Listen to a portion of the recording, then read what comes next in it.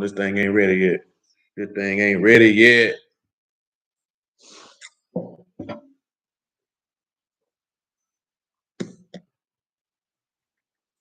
Man, good grief. All right, y'all. We can praise, esteem, and honor to the living Elohim in the name of Yahushua HaMashiach this day. Let's get this John chapter 5, verse 39. Search the scriptures, for in them you think you have eternal life. The day of day was testified me. You will not come to me that you might have life. I receive not honor from men, but I know you, that you have not the love of Elohim in you. I come in my Abba's name, you receive me not. If another shall come in his own name, him you will receive. How can you believe which receive honor one from another, and not the honor that comes from Elohim only? Do not think that I will accuse you. The Abba, there's one that accused you, even Moses, in whom you trust. Had you believed Moses, you would have believed me, for me. But if you believe not his writings, how should you believe my words? So all praises be to the living Elohim in the name of Yahushua HaMashiach. Let's get over here to Genesis chapter 17 and verse 1.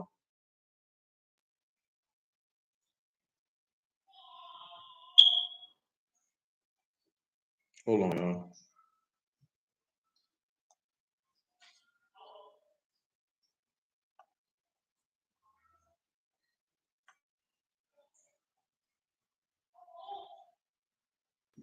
So yes, Genesis 17 and 1. And when Abram was 99 years old, Yahuwah appeared to Abram and said unto him, I, Almighty Elohim, walk before me and be you perfect. And Abram fell on his face, and Elohim talked with him, saying, as for me, behold, my covenant with you, and you shall be a father of many nations. Neither shall your name anymore be called Abram, but your name shall be called Abraham. For a father of many nations have I made you. So what are we going to be discussing? What are we going to be dealing with? We are going to be looking at, Shalom, Brother Lane. We're going to be looking at the differences of Abram and Abraham. What does that mean, Abram? What does that mean with Abraham? How he came forth to become Abraham, as forth as what does that mean in context to the gospel. So before we can even do that, I want to do this. I want to do this. Abram, he was to be considered to be the equivalent of Yahushua, the son of Elohim. When he became Abraham, that's the equivalent of Yahushua becoming the son of Elohim. And we're going to compare and contrast as forth as Abraham's walk. Matter of fact, not even John 10, John 8 is better. John 8 and 25.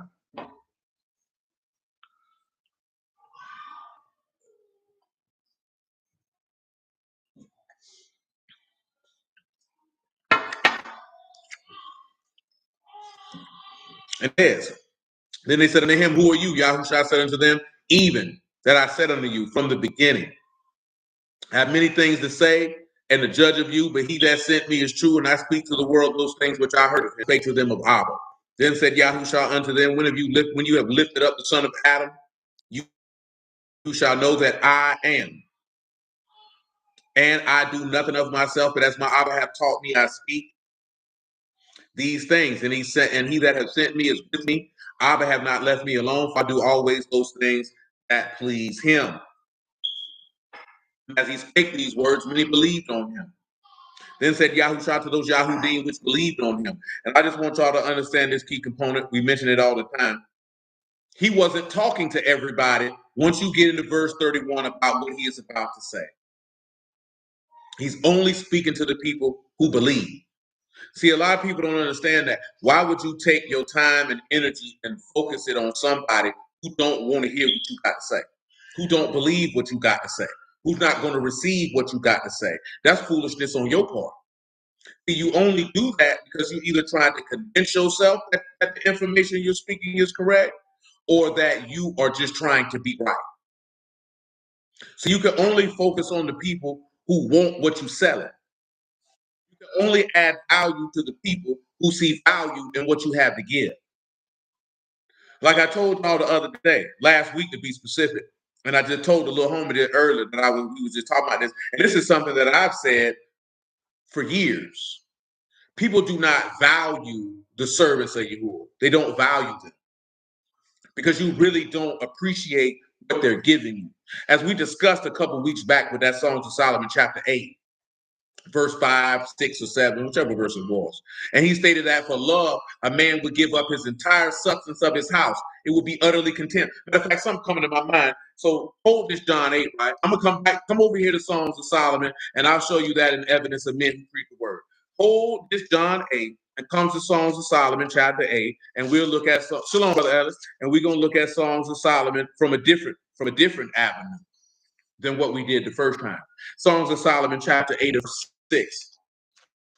And it reads this: set me as a seal upon your heart, as a seal upon your arm, for love strong as death, jealousy cruel as the grave, the coals thereof, coals of fire. It would be utterly contemned. Of course, you know, these are the things that he valued, his wealth. You understand? These are the things that they would give up for love. And if it be contemned, it would mean it would consider to be lightly esteemed. So I want you to come over here to Matthew 19. After Matthew 19, Luke 14.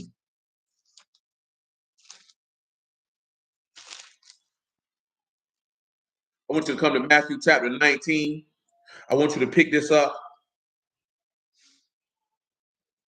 You can pick it up at verse 16. I run the whole thing down. No, we've looked at the parable of the story of the rich ruler. Everybody look at it in the avenues that they look at it in. But we're going to look at it how we've looked at it in the past. And that's dealing with that Yahushua wasn't asking this rich ruler to do nothing that he hadn't done himself. See, understand something of a true leader. A true leader would never ask you to do anything that they wouldn't do themselves. Like when I told you before, man, I ain't no killer, so I wouldn't send nobody to kill myself. I'm not going to send a man to go, hey, man, go demo this bathroom, and I haven't demoed the bathroom myself, or I won't do it. You know what I'm talking about? You can't send a man to do something that you're not going to do. You know why that's important? Because the people under your charge won't respect you, because they know that you won't come down and get your hands dirty with them. This is why I stated that even Moses refused to be called Pharaoh's son, rather to suffer affliction with the children or the kin of his people than enjoy the pleasures of sin for a season.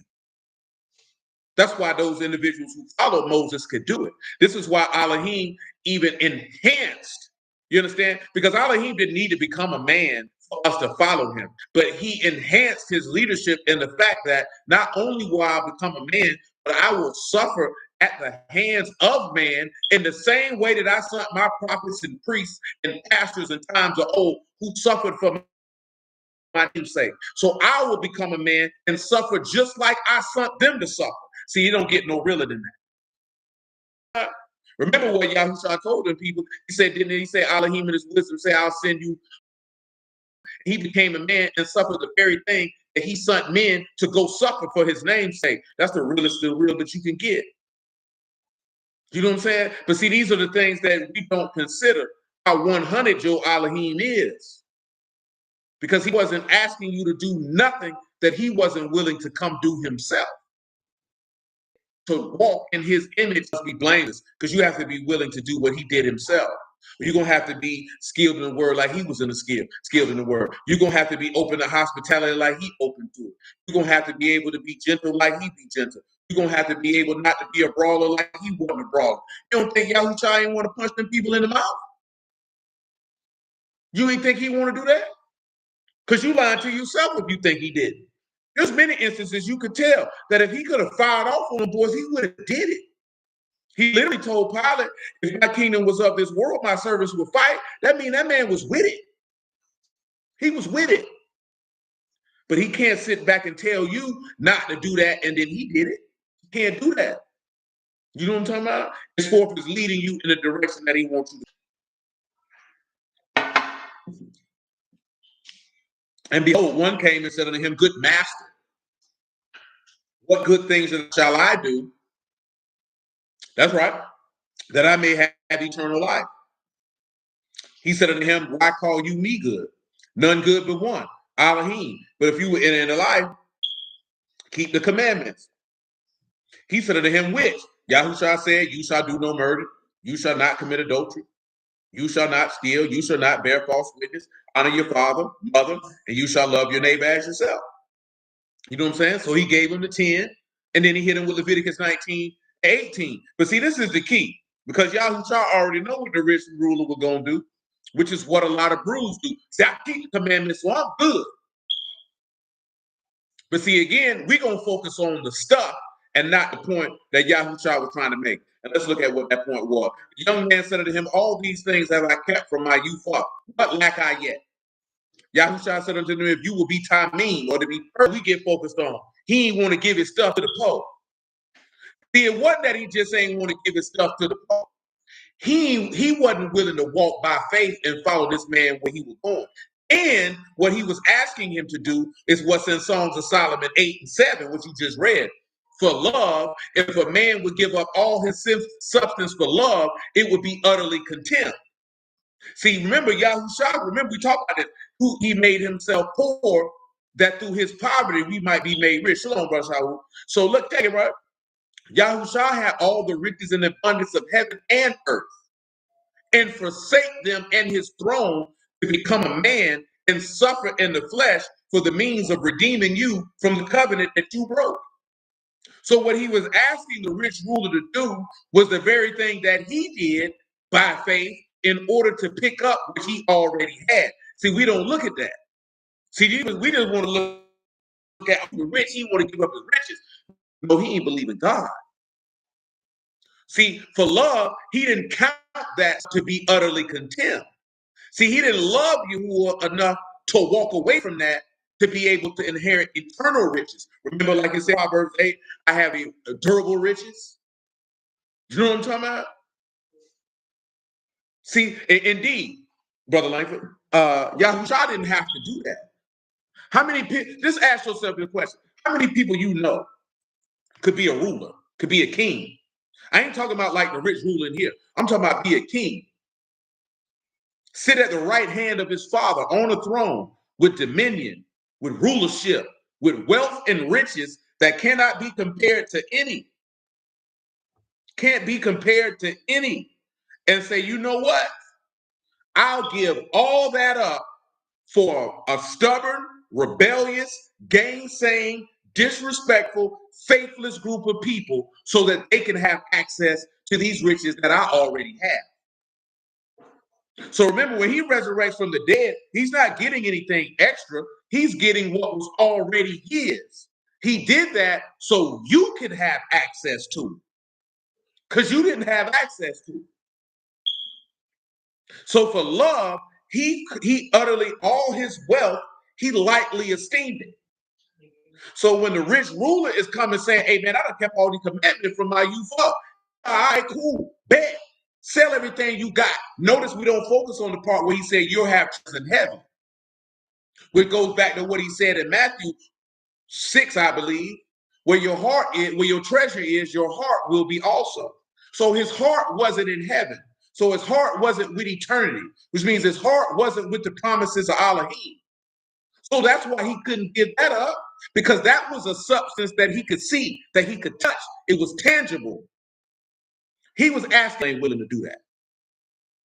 A lot of people not willing to do that. You know what I'm saying? A lot of people are not willing to do that. Mass majority of people are not willing to do that. They're not willing to do it. You know what I'm saying? Because we don't have the patience and we don't have the trust. See, we don't have it. So when you read, when Yahushua say, when it say that it was writing about Yahushua, when it say, hey man, my flesh rests in hope, that you will not suffer your Kadash want to see corruption. See, there was a level of expectation that I'd be resurrected from the dead, so I'm unconcerned. See, the rich ruler didn't have that level of expectation, because he esteemed the riches of man to be greater than the riches of heaven. You know what I'm saying? That's what his issue was. Because this man wasn't wicked. He said, I'll keep all these instructions from my youth up. So we can't say he's a criminal or an offender, but he was faithless. And see, what we get with a lot of brews, a lot of brews feel like if they poor, that means that they're righteous. You're just a poor, wicked niggas. And then when they see people who get money, they automatically assume they wicked. That don't mean that he's wicked just because he has wealth. Don't mean that he's righteous either. Don't mean that you're righteous because you ain't got it. Don't mean that you are righteous because you ain't got it either. You know what I'm saying? It doesn't matter because it's a heart thing. See, we like to ascribe that type of stuff to people, and it ain't right. But the rich ruler problem was he wasn't faithful. He didn't believe. He didn't believe. So that love of Elohim wasn't in his heart because he didn't find his substance to be lightly esteemed. Let me read that verse 21 for you one more time, Matthew 19. We still holding Luke 14 and Genesis 17, by the way, and John chapter 8. That's right. Brother Langford hit the nail right on the head. Matter of fact, I'll read it to you where that come from. Hold what you got. Come to Jeremiah 17.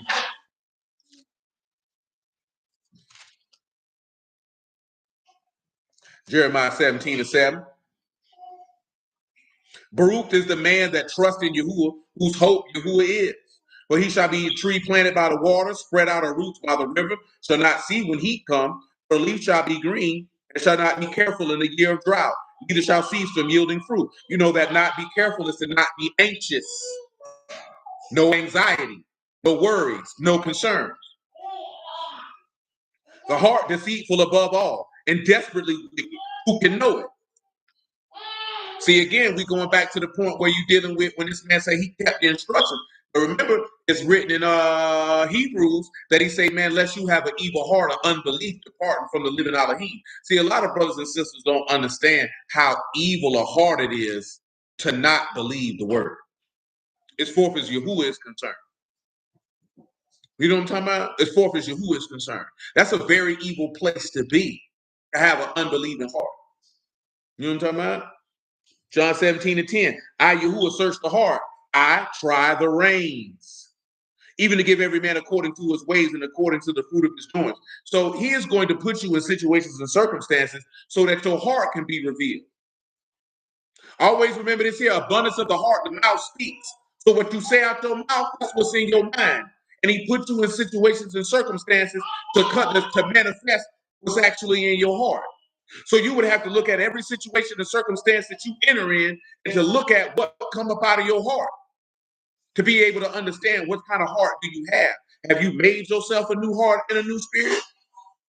Because see, we can't get around that. I'm going to go ahead over here to Matthew chapter 12 so you can see it for yourself. Because see, like I said, man, I was telling you, tried it earlier, man, you know, said Matthew 12 and 33. Well, probably a couple days ago. And I done told y'all this before. And I think I made mention of that when we was looking at that stuff in regards to the veganism that the brother asked about last week. See, it's a heart issue. It's what's in your mind. What's really in your mind?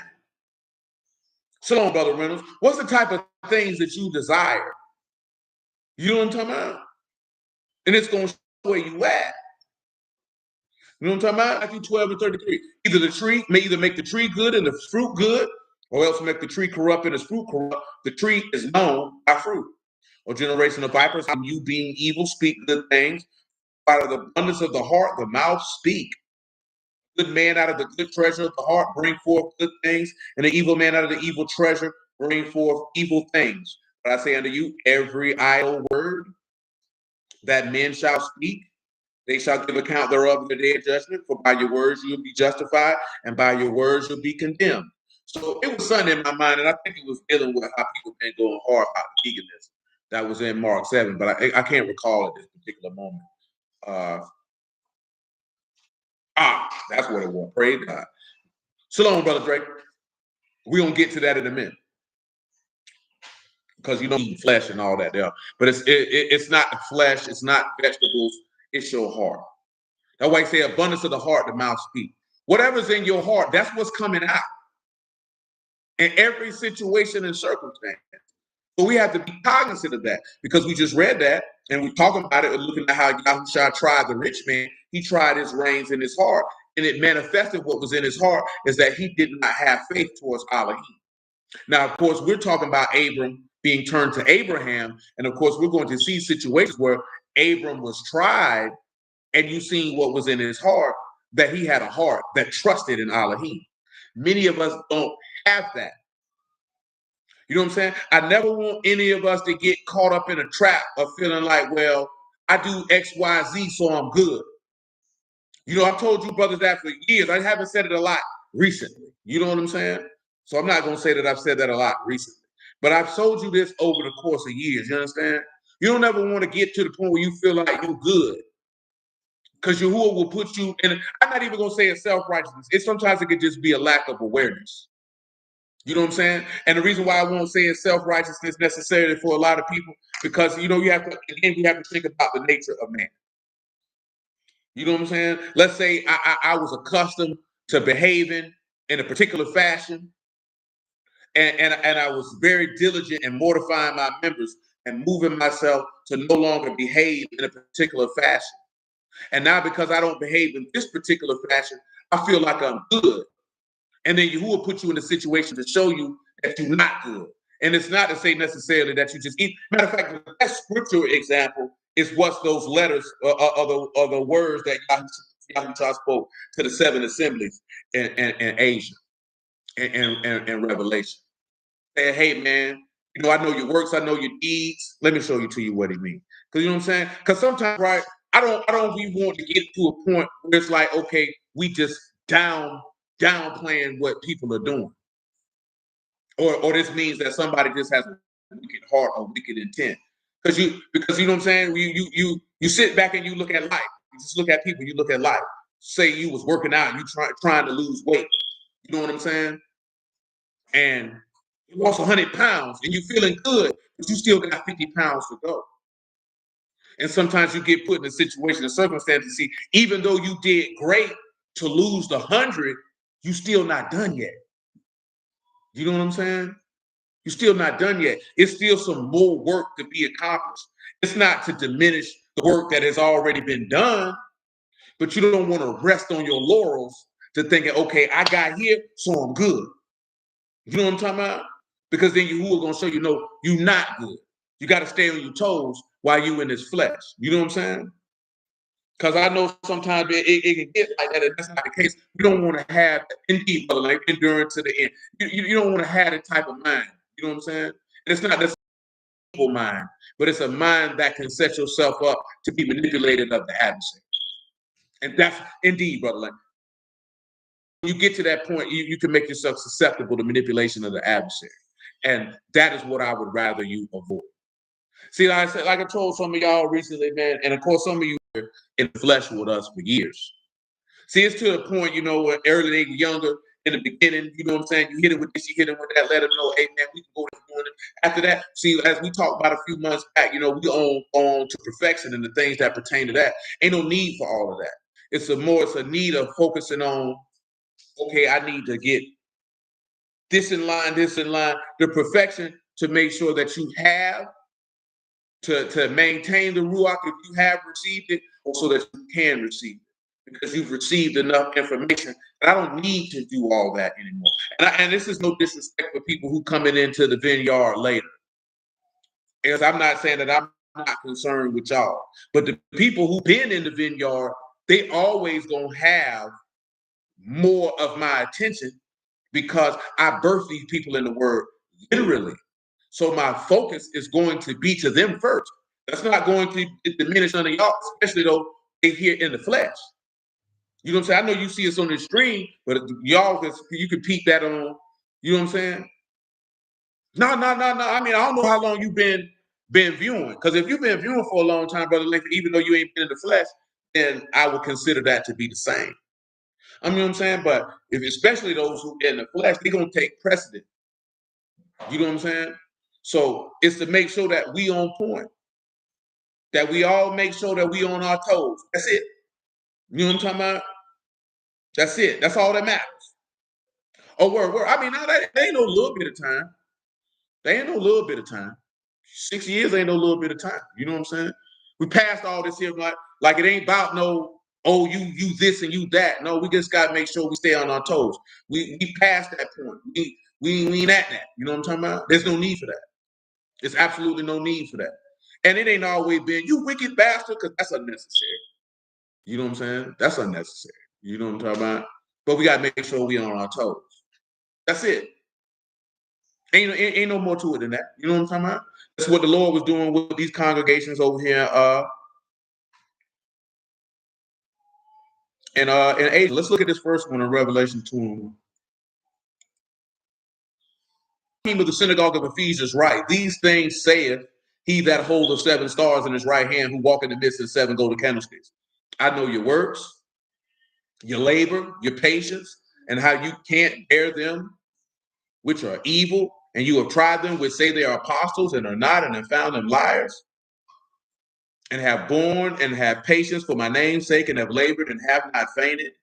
Nevertheless, I have against you because you left your first love. Remember, therefore, from whence you are fallen, and repent and do the first work, or else I will come to you quickly and remove your candlestick out of its place, except you repent. See how he just said this right here? He said, I know all the stuff you've been doing, and you've been holding it down. He said, but I got something against you, and I need you to tighten that up, because I don't want this to happen over here, because I'm going to have to do it. You know what I'm saying? See, that's an instruction on, man, you got to stay on your toes, not to get to the point where, okay, you done all this over here, but you done forgot your first love. And remember, what is your first love? Your first love is to utterly contemn your substance, that the things that you value the most, that you would lightly esteem them. See, this is what the rich ruler wouldn't do. See, Abram did this. We haven't read it yet. Abram did this in Genesis chapter 12, when he left everything that he knew and everyone that he knew for Yahuwah's sake. See, that which he loved, he considered that his substance, he lightly esteemed it. You understand? Because I got to read that in John 8, because that's what we were going to John 8 for. You know what I'm saying? Oh, if you're going to do the works of Abraham. You know what I'm talking about? See, the works of Abraham is that he loved Yahuwah more than he loved his substance. You know what I'm talking about? So he's going to lightly esteem that which was valuable to him. See, most of us don't have that mind. We're looking at it like, okay, I done X, Y, Z. No, don't forget your first love. Don't forget that. You need to remember that. Come over here, I think it's Revelation 3 that I got another point. Yeah, it is. Praise God. Revelation 3 and 1, that what I would have got to make this point. I just want you to understand what the real point of the rich ruler was about. It wasn't about his wealth. It was about the fact that he didn't love Yahuwah enough to lightly esteem his wealth so that he could get the wealth that came from Shamahim later. So he didn't believe in Yahuwah. You know what I'm saying? He didn't believe. And that's a problem. And we don't consider that. You know what I'm talking about? Revelation 3 and 1. And unto the Malachim of the synagogue in Sardis, right? These things saith he that have the 7 ruachs and the 7 stars. I know your works, that you have a name, that you live and are dead. See, when he say he know you have a name, that's referring to that your name is written in heaven. That's why you have a name, because he knows you. You know what I'm talking about? If you didn't know what that meant in regard to have a name, that's what that means. That's what that means. Revelation 3 and 2. Be watchful and strengthen the things which remain that are ready to die, for I've not found your works perfect before Elohim. Notice that he said that you need to strengthen the things that are ready to die, because your works are not perfect before Elohim. Even though he said, I know your works and that you have a name. Yes, sir, we finna get to it. We definitely finna get to that passage in just a moment. Revelation 3 and 2. Be watchful and that are ready to die, for I have not found your work before Elohim. Remember therefore how you have received and heard, hold fast and repent. If you therefore shall not watch, I will come on you as a thief, and you shall not know what hour I will come upon you. So we have to strengthen the things that remain, which are ready to die. Well, how else you gonna know which remain, which is ready to die? Because he's gonna try your reins in your heart so you can see what's in it. So every situation and circumstance that we enter into, we find out what's in our heart and what's not. Since I said that, let me get this Proverbs 4 out the way. And then we'll get. I want you to come over here to Proverbs chapter 4. I want you to come over here to verse 23. Shalom, bro. Proverbs chapter 4, verse 23.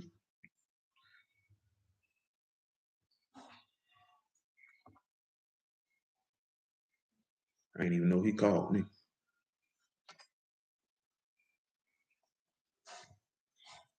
They're asking for money. I ain't got no money for you, BLB. It says, keep your heart with all diligence, for out of it the issues of life. So we talked about this passage when we had our time going through the book of Proverbs. I know we still supposed to be going through the book of Psalms, but we diverted to a couple things. So, for keep, I just want to remind you, it's not sorry, it's the guard, it's the watch, it's the keep over. So you need to guard your leb, guard your mind, guard your inner man. You need to protect that. And he told you to do this with all diligence. Diligence is mishmar. And they tell you that this is observance and also no place of confinement, prison guard, but observant or to watch. So with all your ability to watch, you need to guard over what's in your mind. And then he said, out of it are the issues of life. Issues in this regard is tosa'ah. And y'all know that is escape from death, also source of life. So in this instance, it can be a source of life to cause you to escape from death, if you want to look at it in that aspect, because of you guarding and protecting your heart. Everybody likes to reference the passage, that states about praise you, bro. Everybody like to look at the passage,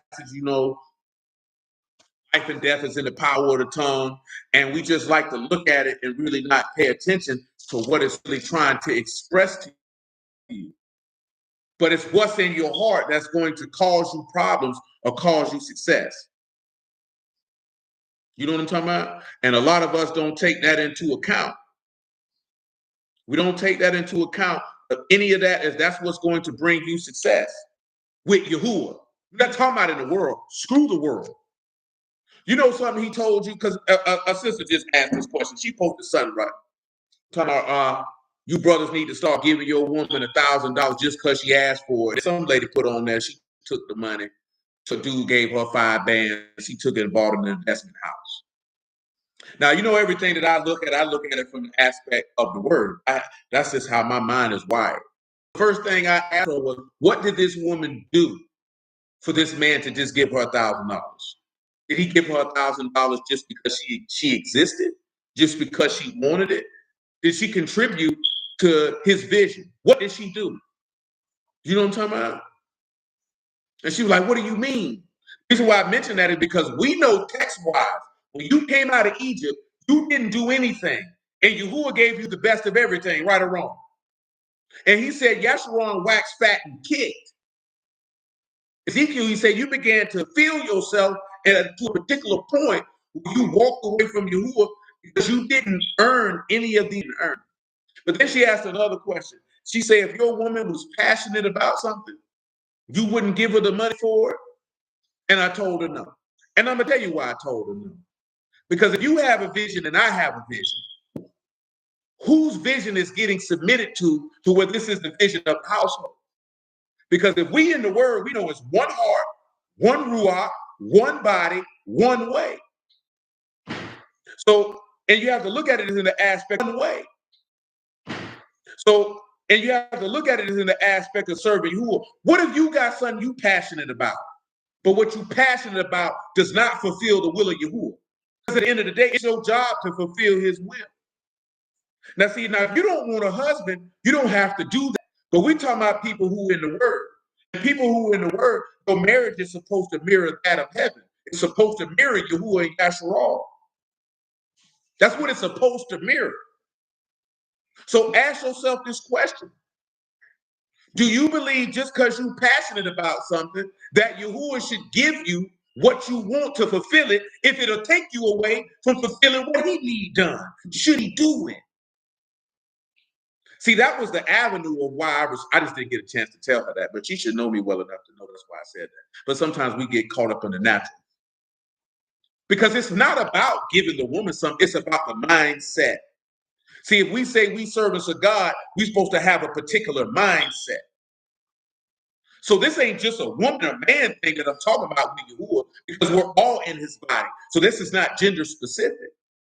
Because indeed, if I'm as a man, I'm a part of his body, I'm his wife. So remember what it says in John. He said, when we go to him to pray, he said, if he will fulfill anything that we ask for, if it's according to his will.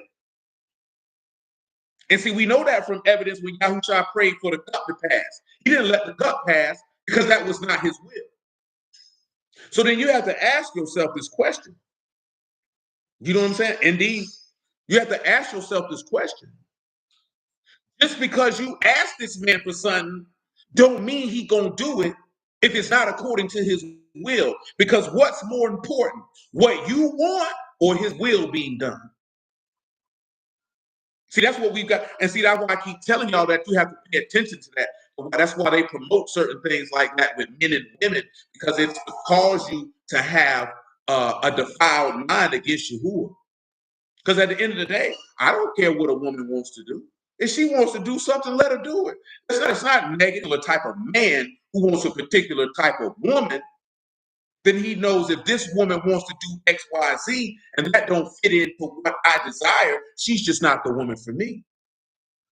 See, Yahuwah knows what type of people that he is going to give a mind to serve him, because their mind is always going to be inclined to what he wants and what he desires over what they want and over what they desire. That's what he means for love. I will give up my substance and I will lightly esteem it. This is what the rich ruler was not willing to do. This is why I use that example of a man and a woman, because in that example, that rich ruler would be the woman, and he wasn't willing to give that up to fulfill the vision of his husband. He wasn't willing to do that. You know what I'm talking about? And guess what? He ends up losing in the end, because what he esteemed to be valuable was not as valuable as what you would have attained if you would have yielded to your husband, if you actually knew what type of man your husband is. See, he didn't understand what type of man Yahushua was, because if he did, he would have gave it up. He would have held that so precious to him. But you know why he held that stuff precious to him? Because he knew all the work that he put in to get it. See, that's something that most people who don't have anything don't understand about people who do, because they're not really, some people are stuck to the stuff. Don't get me wrong. But some people, it's not the stuff. They're considering the blood, sweat, and tears that they put into to acquire that, the sacrifices they made to acquire that. That's what they're thinking. I put in a lot of work and a lot of time and a lot of effort and a lot of sacrifices to get to this point, and you're asking me to forsake it. I don't know if I could do that. But those who have a heart to love Yahuwah, they'll walk away from it in a heartbeat, because they understand the sacrifices and the blood, sweat, and tears that Yahushua shed in order to give them riches that are eternal, that they'll receive at a later date. And they say, I'll give all that up to focus on him, because that's my husband. And my delight is to please my husband, because I'm going to do it with a ready heart and a willing mind. You know what I'm talking about? I always use these parallels because I don't want y'all to get caught up in this folly that the world is talking about with men and women. It's for no other purpose than to drive a wedge between you and your maker. You don't think that it is, but that's why they purport and promote this nonsense. Because if the woman can never see the man in the space of Elohim, and the man can never see the woman in the space of Yasharal, then they can never extend the love of Elohim one to another to where he is esteemed on earth. You have to know that. You know what I'm saying? You have to know that that's the games that they play. More specifically for our people. This is a debate and argument that goes on in all nationalities on the internet. But I don't care about them. I'm focusing about my people. They don't want that woman to ever look at her man as that he is in the image of Elohim, and that she would love him as she loved you. He don't never want that man to look at that woman the way Yahushua looked at Yasharal. No, it never wants you to do that. Because when you won't do that, you can never come into the Kadash matrimony, the Kadash covenant of Elohim, and manifest his perfect praise on the earth. They don't care about you making Israelite babies. They don't care nothing about no stopping no black love. That's irrelevant to them. They don't want the love of Elohim on the earth. That's what they don't want. Because the love of Elohim, it supersedes a nationality and a bloodline, because that's the power from heaven that two people will receive, that two people will manifest. They don't want that to happen. They're not scared of black love. Black love has no power. But the love of Elohim has power to destroy all wickedness and to overcome death. And that's the last thing they won't see manifested on the earth. So let's continue. Proverbs chapter 4, right? Verse 23, right? He said, keep your heart with all diligence, for out of it are the issues of life. And everything I just said is about keeping order in your heart. Are you guarding what's in your mind? You protecting that? If the word is in your heart, are you protecting it? Are you guarding it? So that can be what issues out of it. Because see, if you're guarding your heart with the word, you can escape death. See, we have to be smarter than this, man. This ain't no, let me tell you something, man. This is not a book for intellectual studies. This is not a book just for this, that, there, and the third. These are the words of everlasting salvation. You understand? That's what these words are. These are not words of strife and contention to debate with goofball, corny niggas. You understand? This is everlasting salvation we're talking about. Let me see what Darius got on here. He said that reminded him of how Kevin Samuels used to ask women would they put their career life on hold to follow the dude they had interest in. And on the flip side, that's what we must do as the followers of Yah must do. Decrease so that he can increase. And yeah, that's a certain thing because that is the parallel. Because that is the parallel. And like I said, that supersedes male, female when you go to talk about you. See, there's a passage in Jeremiah. He said, you seek great things for yourself. He said, seek them not. He said, because I'm going to bring evil on the earth. He said, don't even look for that. How can you be seeking great things for yourself and seeking great things in heaven? You can't do both. This man has already told you, you cannot love two masters. You're going to hate one and serve and love the other. You're going to serve one and forsake the other. You cannot do both. All that talk about you can have it all, that's a lie. That is a lie. Because Yahuwah said you can't have it all. So who you going to believe? A narrative from Fifth Avenue in Manhattan, or he who sit in Shamaheen and rule amongst men? Who you going to believe? I'm going to get it in the secondary. Proverbs 4 and 22. Before what it is, 4 and 22. Yeah, that's good. I'll make it 20 because I don't even think I read that. My son, attend to my words and incline your ear unto my sayings. Let them not depart from your eyes. Keep them in the midst of your heart, for they are life unto those that find them and health to all their flesh. Listen what he told you. Don't let his words depart from you. Keep them in the middle of your mind. He said it's going to give you life. Oh, yeah. Yes, Jeremiah 45:5. I'm finna get it. Thank you. Keep your heart with all diligence, for out of it are the issues of life. Put away from you the froward mouth and perverse lips. Put far from you. Let your eyes look right on. Let your eyelids look straight before you. Enter at the straight gate, the narrow family. Just look straight ahead. Don't look to the left. Don't look to the right. Don't look back. Stay straight ahead, because all that stuff in your peripheral and behind you is unimportant. All it's going to do is pull you from the way. You know what I'm saying? Man, I just had a conversation with all these people want to do a debate. Dude talking about, man, how y'all going to follow the Gregorian calendar? They got 360 days in a year. The law said, the God calendar got 364. I say, brother, the book says 360 days in a year. He said, you got to divide the 7 days by 52 weeks, and you can't get 52 weeks by 360. Brother, where did I say that at in the book? And I'm saying that only because we come up with stuff to make it seem like we're dropping and talking about something deep. How does that profit me? What benefit am I getting from this information? Not none. And we champion this stuff, man, and you wondering why you not getting the benefit of the word that you desire. Because we spend too much time having conversations and contention about things that are of no profit and no benefit. Let me tell you something, right? I don't know how many of y'all on here own a business, but if you ever been around business people who are highly successful, you know what they'll tell you to do? Focus on revenue producing activities. Focusing on activities that'll be profitable and gainful to you. Why are you focusing on activities in your business that don't add no profit to you? Well, guess what?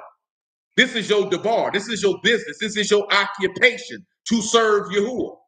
Why are you focusing on things that don't profit? And why do we think that that's the right thing to do?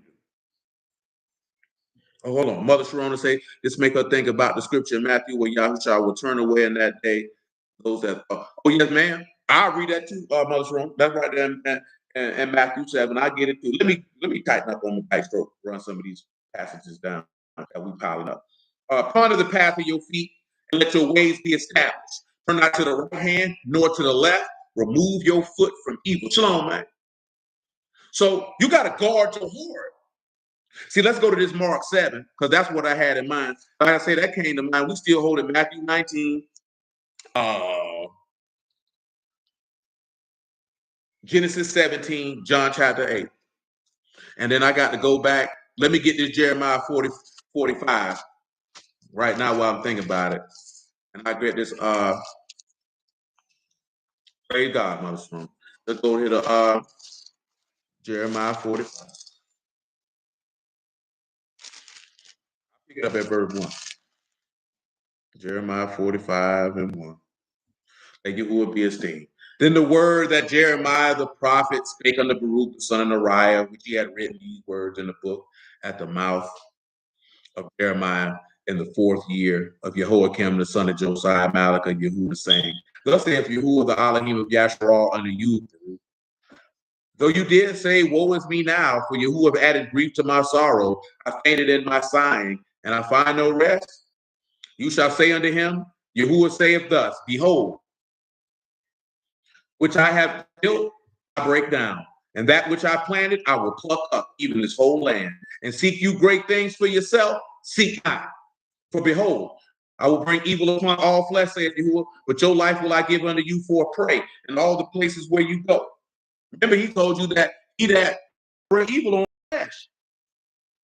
So does that mean that you can't have visions, hopes, and dreams and seek them out and do it? No, it don't mean that. But at the same token, you got to make sure your mind and your game tight for this man put you in a place, in a position that you don't want to be, because you were more focused on you than focused on him. Let me tell you something, man, and this ain't to none of you women on here. So I don't want you to, I'm talking to any of y'all, but guess what? I don't live with none of y'all. I ain't married to none of y'all. And I don't know how you interact with your husband. And that ain't my business if your husband don't choose to share that information. You know what I'm talking about? But I'm going to tell you the worst thing in the world is a woman who don't delight to do nothing for her husband. That's a woman who has no value and is worthless as the day is long. Because at that particular juncture, what you got married for?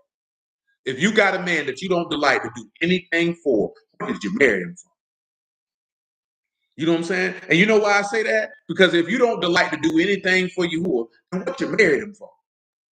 Why are you seeking to be his wife and you don't delight to do nothing for him? Why does it, you know what I'm saying? Why does it bring you pleasure to bring him pleasure?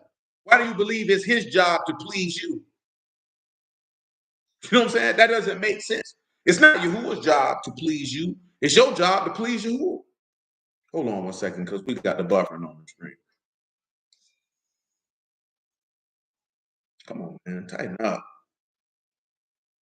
That's Comcast for you. That's Comcast for you. And he's stuck hard right now, too, man. Hey, these doggone people, 80 dang on dollars a month for this crap. I'm talking about. He is not switched yet. Good grief. I might have to end the stream and start over at this jump. Give me a second, y'all. See what it's gonna do. But yeah, but that's the point what I'm talking about, and that's what I'm using that more in the spiritual aspect than in the natural. Don't if you're not gonna have a delight to fulfill the vision and will of that man and to please him, then why are you dealing with it? And when you got a lot of people and they pick up a word, they don't really have a desire or delight to do anything for you. And they mind he's supposed to do everything for them. And they do nothing for him. That's not how that works. You know what I'm saying? You can't look for someone to provide for you and to protect you and then think that you shouldn't do anything for them, that their whole life should be dedicated into fulfilling the things that you want. It's a very, very selfish mindset. And it's the mindset that the majority of the world possess when talking about serving Yahuwah. When talking about serving Yahuwah. Oh, the strings are rolling there. It say unstable on here, but I just checked it. It's off the screen now, so there's that. So let's come over here to Mark 7. And I'm only mentioning this here because, some people pop in and they be like, well, man, he's so hard on women. We ain't talking about women, specifically in the flesh. Because male and female created he, them. And there's neither bond nor free, nor Yahudim, nor Greek, nor male, nor female in the body of Mashiach. You know what I'm talking about? And the body of Mashiach is mainly men. When they talked about the people who came up out of Egypt, people talking about men. Because men are going to make up his body. That doesn't mean that women are excluded and children are excluded. But I've told you this in the past. The very attitudes that men find to be upsetting in women in modern times, that's how they serve Yahuwah. All Yahuwah does is give them a reflection on what they're giving him. And only those who understand can see that. See, those with no understanding, they'll just sit back and just bewail and bemoan the activity of women all day, every day, not realizing that they are the modern woman that they complain about towards Yahuwah. See, that's how just and how gangster Yahuwah is that the very things that you find distasteful, that's what's in your heart. So I'm going to shine a mirror on you so you can look at yourself, nigga, and see that that's you. And every time you got something to say about this woman, you condemn yourself. We don't consider. And that's why you got these old incel, bussy booty boys complaining about women all day. You know what I'm saying? Because they are the very woman that they complain about. You know how many dudes feel like Yahuwah should just bless them? And they don't have to do nothing for him? Let me tell y'all something real, man. Because we talking about it in Songs of Solomon. This man loved you enough to literally become flesh. Do you understand that this man was a Ruach? That this man was Elohim, and he made himself lesser. This man made himself dust and ashes, flesh and blood. He made himself lesser for no benefit to himself. Because Yahushua coming to perform this work, Yahuwah becoming a man in the flesh, you know what I'm talking about? Was to no benefit to him. There was no gain that he got from that. He didn't gain anything from it. He wasn't any more Elohim from resurrecting from the dead than what he was before he came in the flesh. He didn't get anything that he didn't already possess. He did that to give it to a rebellious, gainsaying, disobedient, disbelieving, unfaithful people. And you have the utter audacity, the unmitigated gall, the plain and outright disrespect and selfishness, plain and manifest to all, to say he ought to bless me and give me something because I exist. You wicked bastard, you. You're incorrigible. You're an ingrate. You're vile and disgusting because you don't, I'm talking about in the inward part, in your heart, in your mind. Your mind is disgusting because you couldn't even understand that somebody loved you enough to forsake everything that they had, which was their rightful inheritance, to make themselves lesser, to make you the same as them and give you access to that of which they already had and got no profit, gain, or benefit from the work. He got no profit, gain, or benefit from the work. That was all for you. And all he asked in return is to trust in his Kadash name and to give your life to him and delight in serving him. And you can't do it because you think he owe you. Oh, that's not right. That's not right at all. And it ain't good. Amen, Brother Reynolds. And it ain't good. And it ain't good at all. You're entitled. You're selfish. You're rude. You're disrespectful. You're disobedient. You're untrusting. And you think this man supposed to bless you? That's insane. And you can't do the smallest things that bring pleasure to him. Because everything got to be about you. Do you not remember what he said, to cast away from you all your iniquities whereby you transgress, so iniquity won't cause your ruin? You don't understand that you have to cast away selfish motivation? That you have to cast away, it's about me and what I want? You can't serve Yahuwah with that type of mind. That's pride. He resists the proud. You're not going to be one with him thinking like that. We don't consider. We think it don't matter. See, we got the mind of Cain. You think you can bring this man anything you want, and he's supposed to take it. You think you can bring this man anything you want, and he's supposed to take it. Because I brought it. What you mean? He lucky I cooked it all. What? You think that make you a good wife?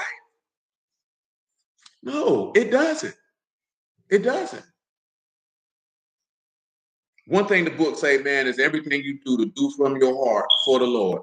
Boy, if it ain't in your heart to do it, if you doing it because you feel like I gotta do it, I'm obligated to do it, well, you ain't getting no reward. I can tell you that. That man say with a ready heart and a willing mind. You know what I'm saying? This got to be what you want to do. This got to be what you take delight in. This what you got to, it got to please you to please him. See, if you got the mind that it's the man's job to please you, oh, you're not a good wife. You're not a good wife at all. He that have ears to hear, let him hear. You're not a good wife at all. If you think it's that man's job to please you and you not to please him, oh, you're not a good wife at all. At all. In no shape, form, or fashion. In no shape, form, or fashion. Oh, no. I don't know how you think you're going to sit down at a wedding feast.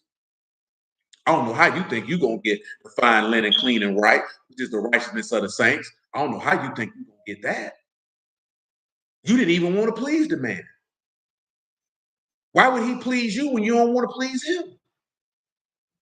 You don't even hold it as important. You hold yourself to be more important than he who redeemed you. That's insane. He didn't need redemption. You did. Who didn't need redemption? You did. Nevertheless, Mark 7:14. And when he had called all the people, he said unto them, hearken unto me, every one, and understand. There's nothing from without a man that entering into him can defile him. But the things which come out of him, those are they that defile the man. If any man have ears to hear, let him hear. I don't understand how people don't see that in 2022. I don't give a damn if you ate a pork chop. I don't care if you don't eat a damn piece of meat. But nothing going in your belly is defiling you because it's your mind that's the problem. It's your mind that is the problem. He's going to tell you. And when he was entered into the house from the people, his disciples asked him concerning this parable. He said unto them, are you so without understanding also? Do you not perceive that whatsoever thing from without enter into the man cannot defile him? Because it enter not into his heart, but into the belly, and go into the drought, purging all meats. He said that which come out of the man, that defile the man. From within, out of the heart of men, proceed evil thoughts, adulteries, fornications, murders, thefts, covetousness, wickedness, deceit, lasciviousness, an evil eye, blasphemy, pride, foolishness. All these evil things come from within to defile a man. We worry about doggone lamb chops and hamburgers defiling people. You got people around here straight fools, full of pride, lustful, steal, covet, want to have sex with other men's wives, and murder men. Do you not understand that if you tell a lie, you're on borderline on par with a murderer? Because Satan was a murderer from the beginning because he told a lie. Do you understand if you hate your brother without cause, you're a murderer?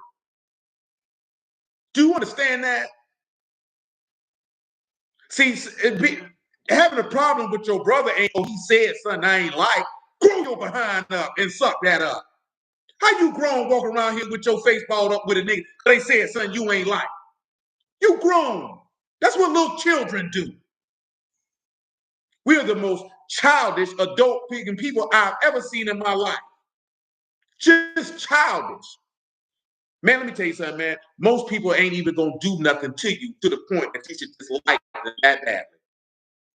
I promise to you, ain't too much people, ain't nobody do nothing to the point where you can sit back and say, I hate them, or to even be that angry. That's your pride. That's your foolishness. That's them evil thoughts in your heart that cause that to manifest. You defiling yourself. Because out of the abundance of the heart, the mouth is going to speak. You doing that to yourself. Yes, offenses will come, but ain't nobody offending you that badly for you to have that type of rage in your heart. Ain't nobody doing nothing to you that bad. Not for you to be that upset. Truth be told, ain't nobody doing nothing too much to nobody to make you angry. I ain't talking about, oh, I ain't like that, I ain't agree with that. I'm talking about to make you angry. Because remember, anger rests in the bosom of fools.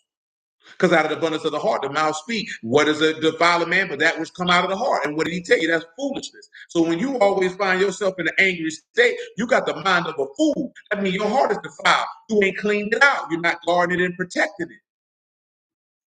You're not guarding what you letting in there. You letting the wrong things in there. You're letting the flesh live there versus letting the word live there. That's a problem. That's a problem. Dr. John chapter 8. And all I'm telling you is these are things that we need to consider. My bad. I didn't Matthew 19.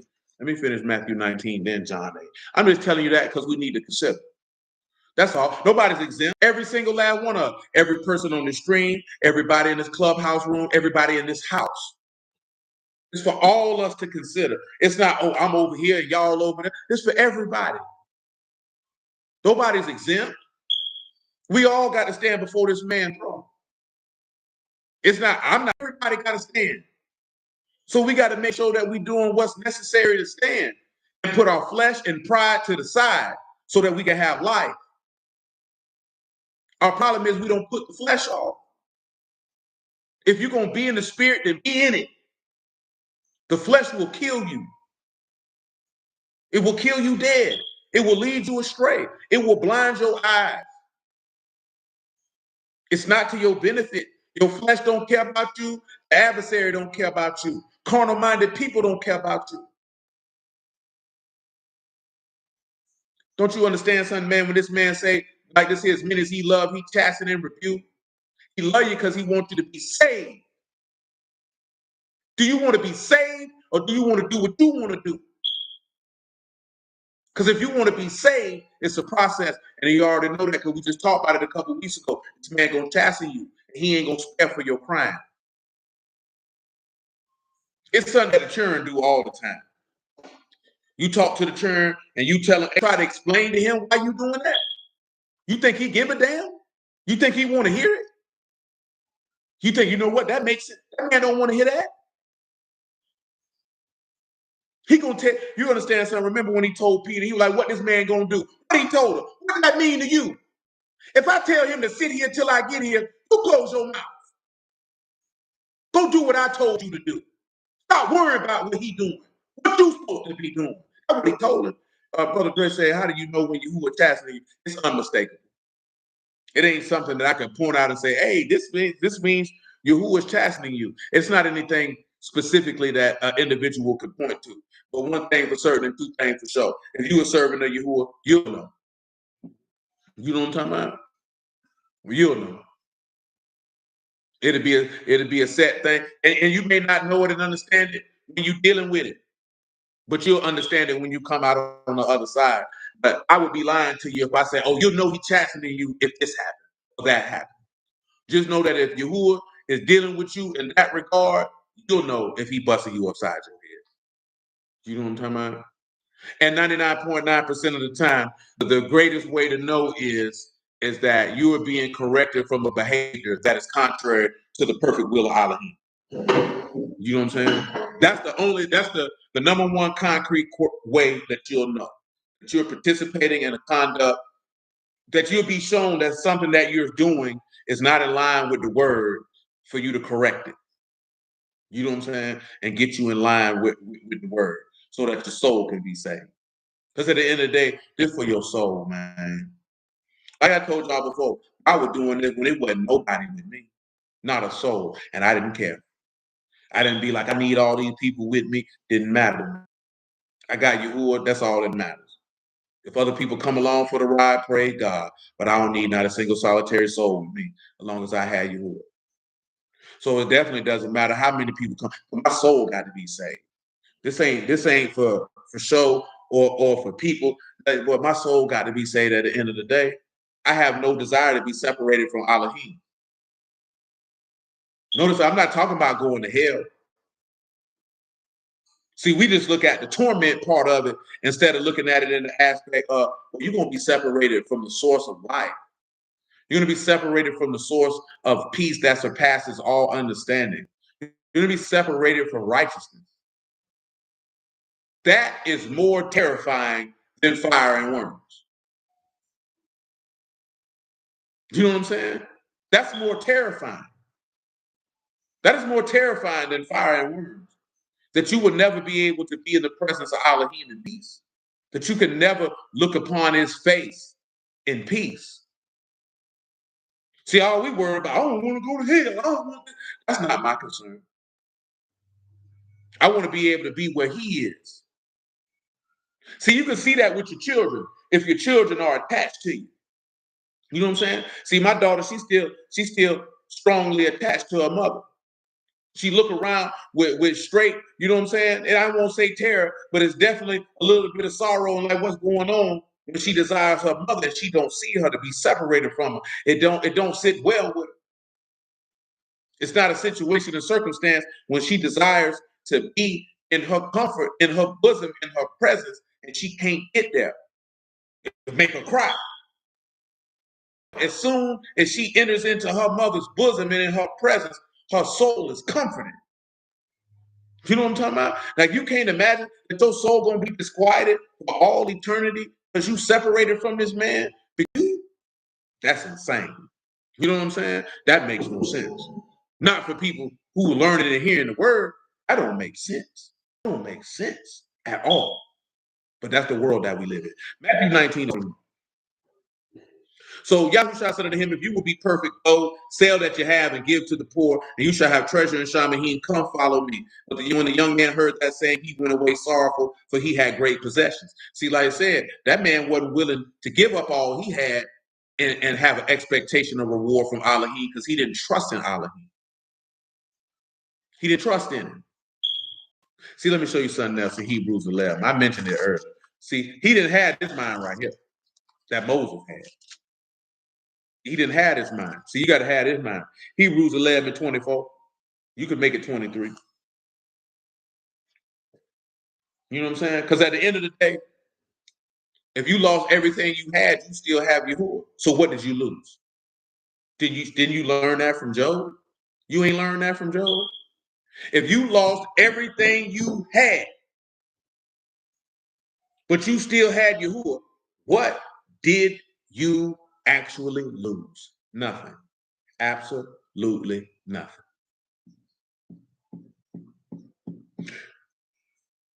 Hebrews 11:23. By faith, Moses, when he was born, was hid 3 months of his parents because they saw a proper child, and they were not afraid of the king's commandment. By faith, Moses, when he was come to years, refused to be called the son of Pharaoh's daughter, choosing rather to suffer affliction with the people of Elohim than to enjoy the pleasures of sin for a season, esteeming the dishonor of a Mashiach greater riches than the treasures in Mizraim, for he had respect unto the recompense of the reward. That's what the rich man didn't have. See, he didn't esteem the reproach of a Mashiach greater than the riches of his time, because he didn't have a great respect for the recompense of the reward. So we said, by faith he forsake Egypt, not fearing the wrath of the king, for he endured as seeing him who is invisible. Now, of course, it wasn't no wrath of the king for the rich ruler, but he couldn't see him who was invisible. So he wasn't going to forsake anything because he didn't believe. That's the part of the rich ruler that 99.9% of people, when they read that parable, overlook. That rich ruler didn't believe in God. So it was going to be impossible to give up those riches because he didn't believe. He didn't have respect to the reward in heaven. Forsake everything you got. Come follow me. Take up your stake. Come suffer with me. And I give you riches in heaven. But I can't see he who is invisible, Lord. So I ain't going to be able to do it. See, that gives you something to consider. Because all us will read about that rich ruler. But what you willing to your substance for love, are you willing to find lightly esteemed to give up to serve God?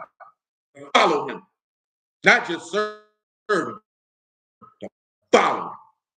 Because where he is, servant will also. You willing to go where he go? You willing to dwell where he dwell? You willing to suffer how he suffered? What you willing to do for him? Because you always talking about what you want him to do for you. What you gonna do for him? Because he don't owe you, you owe him. Your black behind don't even belong to you. It belonged to him. He paid for it with his own blood. He bought it. That's me there. I own that. What you gonna do for him? You his slave. He paid for you. What you gonna do for him? And when I say slave, I mean servant. You an indentured servant. How you gonna work off your debt? You can't work it off. So the only thing you can do is trust your master. But you don't trust him. So you want to run away and be free. I got my own life to live. I got my own plans and visions. And you can go to hell with them too. You know what I'm talking about? And you can take them straight to hell with you. You can jump up and down and sing and dance and say, I accomplished all these things just so you can burn. Because he that loses life will save it. And he that saves his life is going to lose it. What you going to do? See what I'm talking about? See, to give up your life, you got to believe in Yahuwah to give up your life. You got to trust the word to give up your life. You got to have respect to the recompense of the reward to give up your life. We're not doing that. We arguing about fruits and vegetables versus Betsy's back. This is what we out here arguing about. We spending all day. Look at me. I'm not finna be out here arguing about if a woman can wear pants or not. I'm not arguing with these dudes about can a woman preach or not. I ain't arguing about can Gentiles be saved. I do not care. They can have that. And all the other asinine things. The Sabbath ain't on this day. I don't care about none of that, man. You can have all that. But will you give your life up for them while you arguing about all this right here, my nigga? Is you gonna do that though? Y'all don't never sit back and listen to these people and ask them real questions when you get up there to talk to them. Man, why y'all talk? Which one of y'all done gave y'all life for the man? Which one of y'all gonna do XYZ for the man? What you gonna do for him? You wanna sit here and argue about days and times, man. You wanna argue about what somebody putting in their mouth. What you care for? I don't care what you eat. I don't care what you do. Do you trust Yahuwah? I care about that though. Is your soul saved? I care about that though. Have you received the Ruach HaKodesh since you believe? I care about that though. What you care about? Have you ceased from sin? Have you perfected yourself in the faith? We don't care about none of these things, just things that's controversial. So jackasses and cornballs can spot off about their stupid theories because they ain't got nothing going on in their life and they definitely don't trust God. Let me not talk about something that can draw people closer to him. Let me talk about nonsense and act like we serving the people. And y'all falling for that? I thought we were smarter than that. I thought we was wiser people than that. How y'all just grown and falling for that? That means we just like what the book say, we children getting tossed to and fro with every wind of doctrine. I thought you were grown. But when it comes to this word, you just a baby. Shoot, praise Yahuwah, Mother Sharona. You just a baby. Because children get caught up with nonsense. Grown men don't get caught up with folly. Grown men don't argue about things of no benefit. For what? For what? Man, we too grown for that. She at least supposed to be. Matthew 19:22. But when the young man heard that saying, he went away sorrowful, for he had great possessions. Then Yahushua said unto his disciples, truly I say unto you that a rich man shall hardly enter into the Malkuth for Shamahim. Again, I say unto you, it is easier for a camel to go through the eye of a needle than for a rich man to enter into the Malkuth for Shamahim. Elohim, excuse me. When the disciples heard, they were exceeding amazed, saying, who then can be saved? Yahushua beheld and said unto them, with men this is impossible, but with Elohim all things are possible. Then answered Peter and said unto him, behold, we have forsaken all and followed you. What shall we have therefore? Understand, I came here for this point because Peter them saying, for love, we have everything that we value, we lightly esteem it because we abandoned it for love. Look at what he telling. And Yahushua said unto them, truly I say unto you, that you which have followed me in the regeneration, when the son of Adam shall sit in the throne of his esteem, you also shall sit upon 12 thrones, judging the 12 tribes of Yasharal. That point is exclusively for the apostles. This point is for y'all. And everyone that have forsaken houses, or brethren, or sisters, or father, or mother, or wife, or children, or lands, for my name's sake, shall receive 100-fold and shall inherit everlasting life. But many first shall be last, and the last first. So what does this mean? And of course, ladies, this is not to set y'all to the side, because this is something that Yahuwah would not ask a woman to do. Yahuwah would not ask a woman to forsake her husband or her children. That's why you see that in this aspect. And when it's saying forsaking, it's not saying that these men actually abandoned their families. It's saying that they have turned on for his name's sake, and they have lightly esteemed everything in their life for love of him to come and serve him. That's not something, Yahuwah would never ask a woman to abandon her husband, because the man has rule over his wife.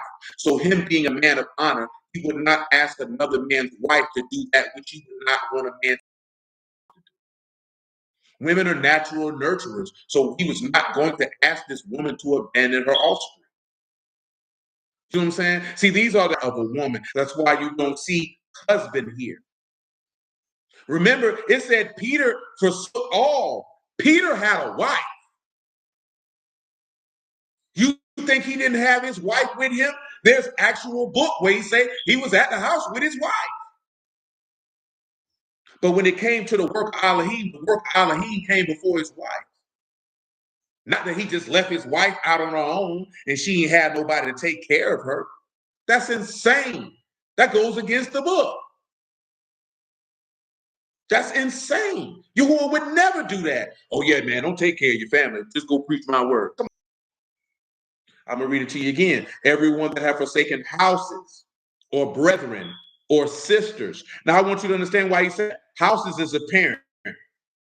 Brethren, okay. Why is sisters there? Because if the sister doesn't have a husband, then that man would have stewardship and watch over his sisters the same way that Mordecai watched over Esther, which was his niece. So they would be in the position to lead their sister until their sister got a husband. That is the way of the Yahudim at that time. That woman would not just be out here dolo. There would be a man who would be leading her and watching over her.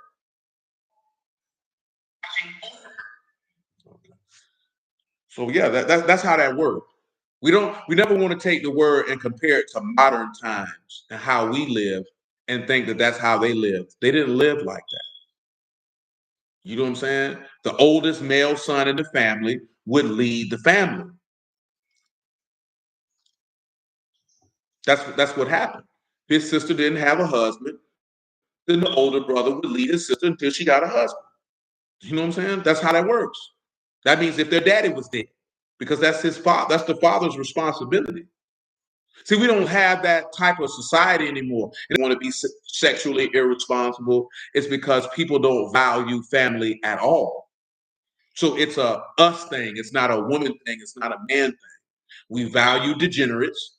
We reproduce with degenerates and then expect degenerates to become honorable, upstanding partners. That's foolish on our part. That's whether male or female. That's on us. You know what I'm saying? If you know this woman is not a wife, why would you impregnate her? If you know this man is not a husband, why would you allow him to impregnate you? Because we're not thinking about the long-term ramifications for short-term pleasure.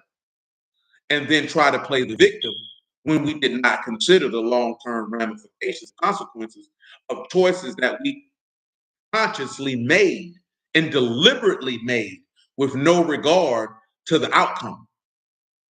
You know what I'm saying? We have to accept that. We don't want to do that because then we would have to, we made bad decisions, or we do the opposite. We dwell and wallow in the fact that we made bad decisions to the detriment of our future. Instead of understanding that I made a bad choice, let me identify what caused me to make that bad choice, and then find the root of that and eliminate that so that I won't make these type of decisions again, so that I won't be making the same mistake again.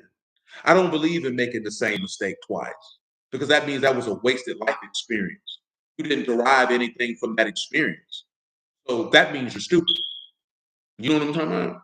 In life. It doesn't mean you have no intelligence. That means in life you're stupid because you're not learning on what you're experiencing in life. And this is the problem with our people. We don't want nobody to tell us that we're stupid. We don't want nobody to tell us that that was idiotic. We don't want anybody to tell us that that is not what you should have done. Who you think you is to tell me this here? Come on, man. What do you mean? I'm somebody who loves you enough to tell you, stop being stupid. All us in here black for the most part. Y'all know what y'all people used to tell y'all when they was whooping your behind. If I ain't care about you, I'll let you do what you want. Is that what you want people to do? But then scream that don't nobody care about you? But when people actually show genuine love and care, you got a problem with it. He said, what would you suggest for men who get into situations where a man has a kid with a woman and after years he realizes he wants to change, but his lady isn't a wife and neither is he a husband? Well, 99.9% of the time, we probably already knew that woman wasn't a wife when we had her. Now, if you're not married to the woman, then you don't have any obligations to stay with that woman. And if you know that woman isn't a wife and you have a desire to prepare yourself to be a husband, then it would be better served for you to go ahead and depart. And unfortunately, you just had a child in a less than optimal situation. You know what I'm talking about? Because you weren't married to a woman who was proper enough to be a proper example for your child in the first place. You know what I'm saying? So basically, that sounds like that would be two people playing house. Y'all playing games. You know what I'm saying? And that's going to be more detrimental to the child than just staying there and saying we're going to figure it out. But if you're not married to the woman, you don't have no obligation to stay. Your obligation and responsibility is to your child. You know what I'm saying? And if you know that woman don't want to be a wife, then you just need to go ahead and go on about your business and develop yourself as a man and learn to understand that you don't need to be pulling your penis out if you know that you're not a husband and are not willing to do the things that husbands do. Roles that you are not mentally equipped to play, but you want all the pleasure and benefit that come from the role. See, all these young men out here, they want to be husbands. They want the benefit of a husband, a woman who's going to submit, a woman who's going to satisfy him physically, a woman who's going to do all these things they want a woman to do. But you not a husband. You're not going to lead. You're not going to protect. You're not going to provide. You don't have wisdom. You don't have understanding. You're not going to give any type of instruction. Or what does it take for a man to become a husband? To acquire knowledge, wisdom, and understanding, first and foremost. To develop himself mentally and spiritually, also to make sure that he is able to not only to provide for himself, but to provide for others, to develop his ability of life skills, problem solving skills, the ability to have interpersonal relationships with a broad spectrum of people. You know what I'm talking about? In order to influence his family in the proper direction. But it's a level of maturity that a man has to come to mentally and spiritually. You know what I'm talking about? Before he's actually prepared to put people on his back and carry them with him. You know what I'm talking about? When you get married, you're putting people on your back and you're carrying them with you. So that means every decision that you make, you're responsible for, whether they're good or whether they're bad. And if you make bad ones, you have to figure out how to correct that because you got people on your back. You know what I'm saying? You have to be willing to take responsibility. You have to have a level of accountability. You have to be firm. You have to have a standard and stick by it. And everybody in that household has to buy into the vision that you have created. If you haven't created a vision for your household, then there's no way for anyone to follow you because you have nowhere to take them. Now, that doesn't necessarily mean that you have to have this great entrepreneurial vision. Your vision can simply be the vision of your master. And this is the way that we go on, and it's the way that I'm taking. Being that I'm following the lamb and y'all following me, that's who I'm following. My vision is my husband's vision, and that's fine. It can be just as simple as that. You don't have to be like, I want to have these businesses or I want to do this. So you don't have to do any of that. It can just be simple as forth as me and my house, we're going to serve Yahuwah. That's the vision for this house, this word. And that's what we're doing. You can get up and work your 9 to 5 and live at peace serving Hamashiach, and that's just as fine. See, where it's not fine in this society is because we want material things. So when we look at that, then we look at, oh, my life is not sufficient enough because I don't have these material things. And you can go to hell with your material things, and you can go to hell with all your experiences because you can have somebody who don't have any of those things, and he will enter into the bosom of Abraham and be at peace. There's a reason why you're supposed to pay attention to that parable of Lazarus and the rich man. Lazarus didn't enjoy anything in life. but he was at peace at the end. Let me get this last up. I'm gonna have to go over a little bit. Let me see what Mother Sharona got. She said she started studying Hebrew letters and she understood the beautiful picture of the house. The woman or the ooh order shows the picture of the peg. The woman's supposed to hold up the house. Meek and quiet spirit. Amen, Mother Sharona. Absolutely, because it said a wise woman builds her house and a foolish woman plucks it down. You know what I'm saying? And when she's holding up the house, she's holding up the house because she's holding up the vision and plan of her husband. Because her life is dedicated into participating and pushing forward the process of his progress. What can I do to make sure what this man is doing progresses and goes forward because it delights for me to do so? I don't care about what that is. Either this is the difference is of these days and times versus now. You know, back in the days, women wanted to be wives and everything that come along with that. In this generation, a lot of women don't want to be wives. They just want to be married and have someone to take care of them. Because there's a difference of being married and being a wife. And a lot of women don't want to be wives, which means a lot of us don't want to be a wife to Mashiach because we want him to take care of us, but we don't want to serve him. We don't want to push forward his plan or his vision. That's very detrimental to the soul. You know what I'm saying? But we don't realize it.